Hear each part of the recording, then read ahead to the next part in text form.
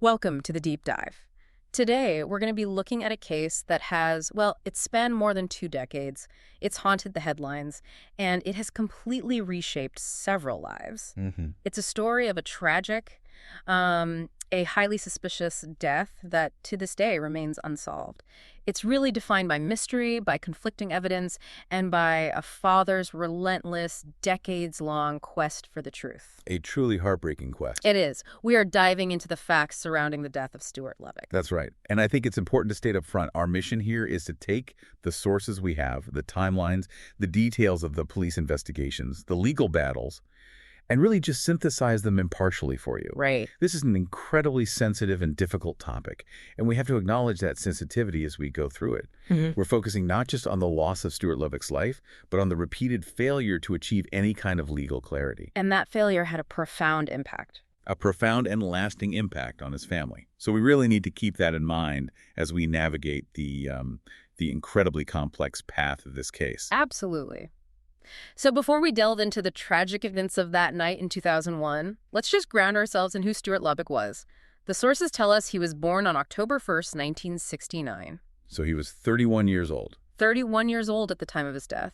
He worked as a wholesale butcher's supervisor, and crucially, Stuart was a father, a devoted father. He had 2 young daughters. Very young. I believe they were 4 and just 1 year old. That's right, 4 and 1. They were being raised by his former partner after their separation. So the foundation of this entire story is, well, it's the life of a young father that was cut short under the most baffling and suspicious circumstances imaginable. Exactly. The story of Stuart Lubbock's final hours, it begins on the night of March 30, 2001. The sources we have, they paint a picture of him as a pleasant, sociable man. Lives with his father, Terry, and his brother in Harlow, Essex. Right. And his timeline that night takes him to the Millennium nightclub. It was there that he met the television personality Michael Barrymore, Who was, at the time, a huge star. a household name. After meeting, Stuart accepted an invitation to an after-party, a small, private gathering at Barrymore's home in Roydon, Essex. And this was, tragically, the last place Stuart was seen alive and well by multiple witnesses. And that transition from, a late-night party to a crime scene happened very, very quickly. In the early hours of March 31st, Just before 6 a.m., just before 5:46 a.m., the emergency services were called to the address. Stuart Lubbock had been found unconscious in the swimming pool. so they rushed him to Princess Alexandra Hospital in Harlow, but The effort was unsuccessful. He was pronounced dead shortly after arriving. And, initially you might think, a tragic accident, alcohol, a swimming pool. It's a terrible but plausible scenario. the postmortem changed all of that. It changed everything. The findings from that examination immediately escalated this from a tragedy into a major police investigation.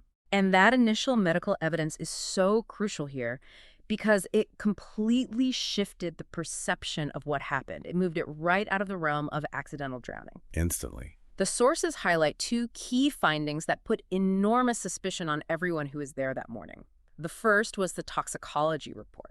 Right. They found traces of ecstasy, cocaine, and a significant amount of alcohol in his blood. So he was highly intoxicated. Very. He'd ingested multiple substances.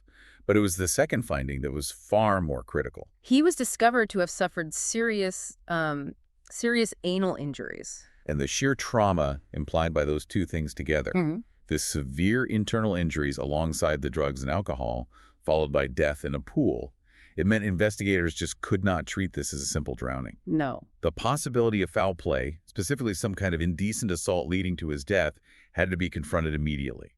The injuries were so serious that the whole investigative assumption had to shift. From accident to homicide? To homicide or manslaughter, yes. Even if the final technical cause of death was drowning. The question for the forensic team became not just how he drowned, but why a fit 31-year-old man was in that state and had sustained those kinds of injuries in the first place. And we have to talk about the immediate and frankly devastating public fallout from this, which centered almost entirely on the host of the party, Michael Barrymore. At that time, one of the biggest stars in the UK. One of the highest paid, most recognized presenters, and the sources are clear.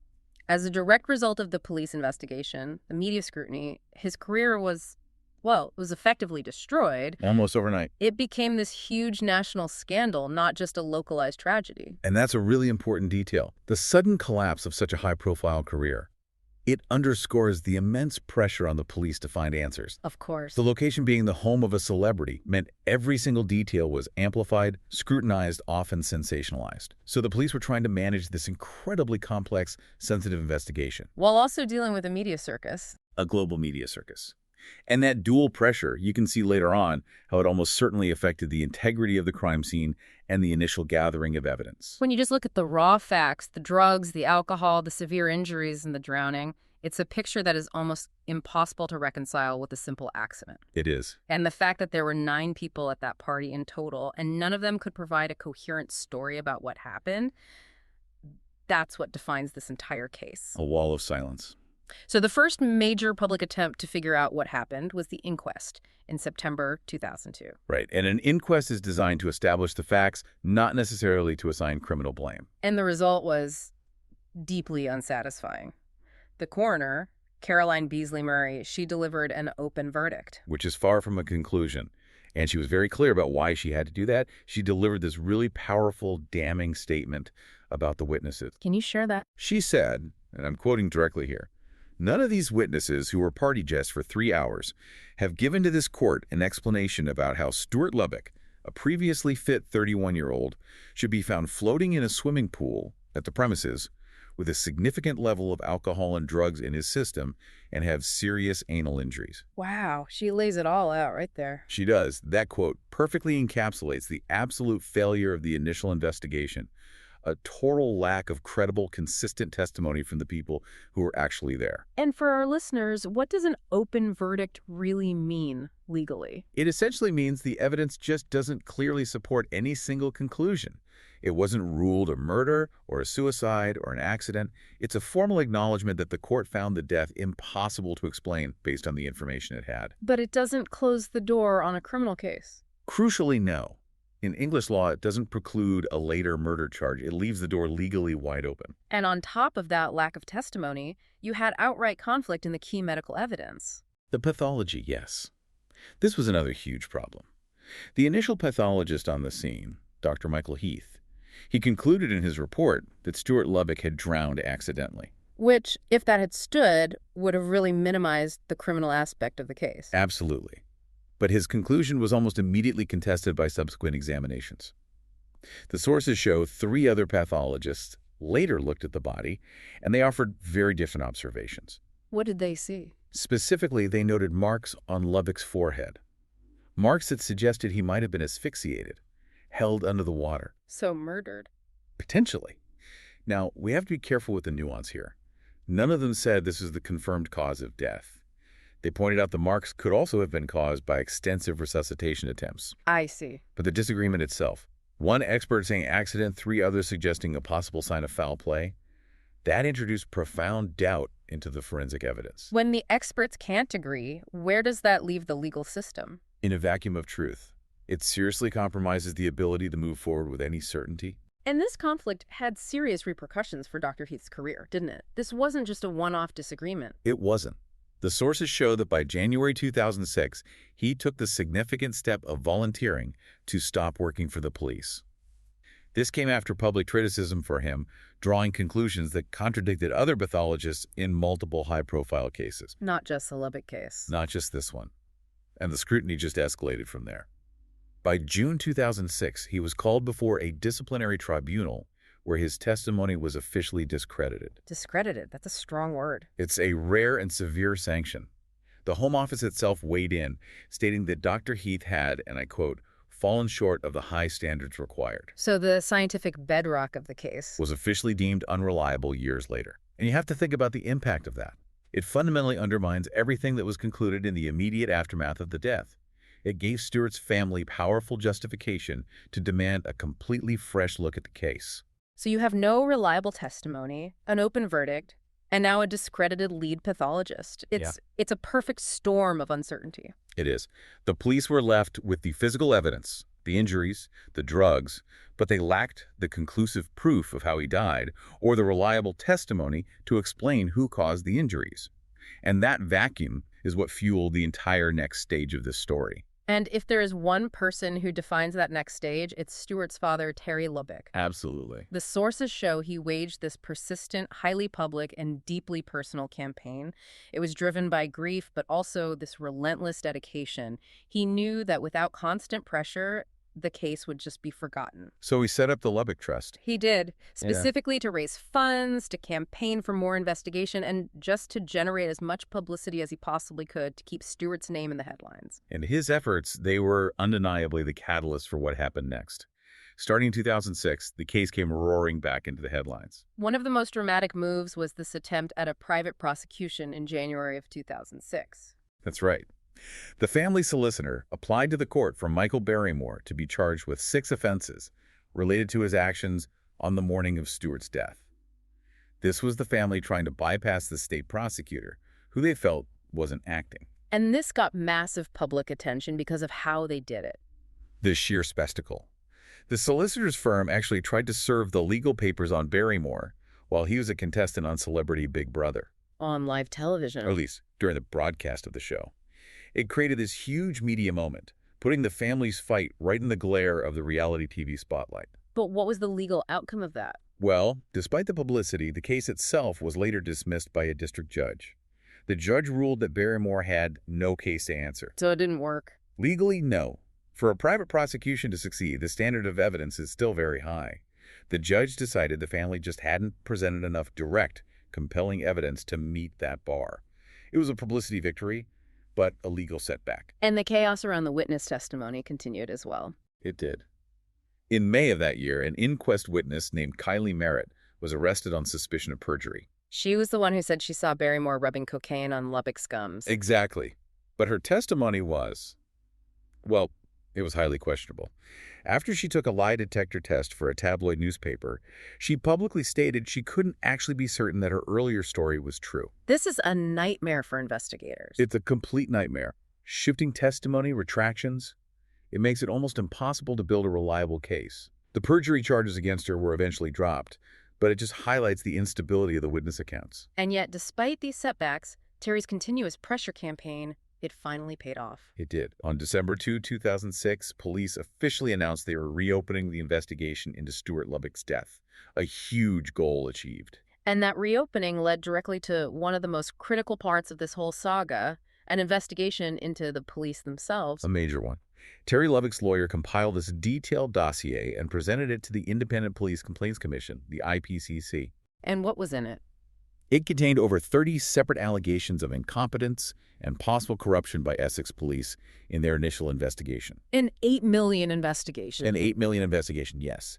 And the IPCC took these allegations extremely seriously. How so? They initially approved an investigation to be run by an outside police force for independence. But by April 2007, they escalated it, deciding to manage the investigation themselves. So they took it in-house. Exactly. And by May, they confirmed they were investigating a total of 38 separate complaints. 38. 38. Allegations of failing to secure the scene, losing key evidence, failing to take witness statements promptly. Just a systemic breakdown. It showed a huge level of concern about the competence of the original operation. So this renewed investigation, combined with the internal review of the police, it all culminated in June 2007. That's right. On June 14, 2007, 3 men were arrested in connection with the death. And the most significant of these was Michael Barrymore. Arrested on suspicion of murder. On suspicion of murder. The media attention, as you can imagine, was immediate and intense. But then, The very next day, he was released without charge after questioning. And while the case remained open, that high-stakes arrest failed to deliver any immediate answers. it showed that even after all that time, while suspicion remained high. The evidence needed for a realistic prospect of conviction just wasn't there. So after that dramatic arrest and release in 2007, the criminal investigation, it seems to stall again. But the story then shifts, years later, back into the civil courts. It does. In July 2015, Michael Barrymore sues Essex police. For what exactly? For damages. For the destruction of his reputation and his career, which he argued was a direct result of his 2007 arrest. The sources show he valued that claim at over £2.4 million. And this forced the police to defend their actions. It did, and it led to this very a nuanced legal position. The police actually acknowledged a failure. They confirmed that Barrymore had been wrongfully arrested. They admitted it. They did. But, and this is a huge but, they were incredibly careful about the reason. They said the failure was due to administrative errors in the arrest process, a procedural flaw. Not a lack of evidence. Exactly. Not a lack of evidence or reasonable suspicion against him at the time. That's a critical legal distinction. It is. They're essentially saying we had enough reason to suspect him, but we messed up the paperwork. It allowed them to defend their investigative judgment while admitting a procedural mistake, trying to limit their financial liability. So the case went to the High Court. It did. And in August 2017, the High Court initially sided with Barrymore. The court ruled he would be entitled to more than nominal damages. Can you just break that down? More than nominal. Of course. So nominal damages are symbolic, a tiny sum, maybe just £1, to show a right was infringed, but no real loss was caused. More than nominal means the court accepts the error was the direct cause of significant financial harm like lost earnings. So millions, potentially. Potentially millions. The High Court initially accepted that his career loss was directly traceable to the flawed arrest, opening the door for that huge payout. But the police appealed that. They did. And in 2019, the Court of Appeal overturned the ruling. They decided he was only entitled to nominal damages. Why the change? The higher court basically said it was much harder to prove the police alone ruined his career. They suggested that damage was likely already done by the circumstances of the death itself, the fact Stuart Lubbock died in his pool with those injuries, regardless of the legality of the 2007 arrest. So it cut off his path to that big compensation payout. Precisely. And the story ends with Essex police announcing that Barrymore had dropped his claim entirely. No substantial payments were ever made. It's a powerful example of how complex it is to establish legal and financial responsibility in these kinds of cases. So nearly 2 decades have passed, and then in 2020, the case is suddenly back in the national conversation. Right, and this was largely driven by a Channel 4 documentary, Barrymore. The Body in the Pool. It aired in February 2020 and just meticulously went through the whole story again. Bringing it to a new generation. And putting it right back in the spotlight. And that renewed focus was followed by a tangible commitment from the police. They knew they had to capitalize on the public interest. So what did they do? In response, Essex police, working with the charity Crime Stoppers, offered a £20,000 reward for information that led to a conviction. £20,000 for a case that was almost 20 years old. It's a huge incentive. And it shows that the authorities firmly believed the case could still be solved, that someone out there had the information they needed. And this appeal for information, it actually worked. It led to a very significant development. It did. On March 17, 2021, Essex police announced they had arrested a 50-year-old man from Cheshire. And what was he arrested for? In connection with the indecent assault and murder of Stuart Lubbock. This was a direct, critical result of that renewed appeal. It suggested that a new piece of the puzzle had finally emerged. That's the most tangible progress in almost 2 decades. So what happened after the arrest? Well, as of May 2021, the police confirmed they were preparing to submit a full file on this individual to the Crown Prosecution Service, the CPS. And the CPS decides whether to actually press charges. Exactly. They're the gatekeepers. The police investigate, but the CPS decides if there's enough evidence for a realistic prospect of conviction. Preparing that file shows the police believed they had moved beyond mere suspicion. But even with this arrest, the police made it very clear the investigation wasn't over. Not at all. They issued these powerful public statements urging witnesses who had been silent for 20 years to finally come forward. There was that quote from Lucy Morris of Essex Police. A very direct plea. She said, 9 people were at that party. We know that not everyone was responsible for what happened, but someone was. Now is the time to come forward. It's an admission that the truth is still being held by someone who was there. Absolutely. And Detective Chief Inspector Jennings reinforced that, saying Essex police had never given up on this case. But acknowledging how complex it remains, they are still actively hunting for those missing pieces of testimony. As we come to the end of this deep dive, the focus has to shift to the immense personal cost of this, specifically for Stuart's father, Terry Lubbock. He dedicated his life to this fight.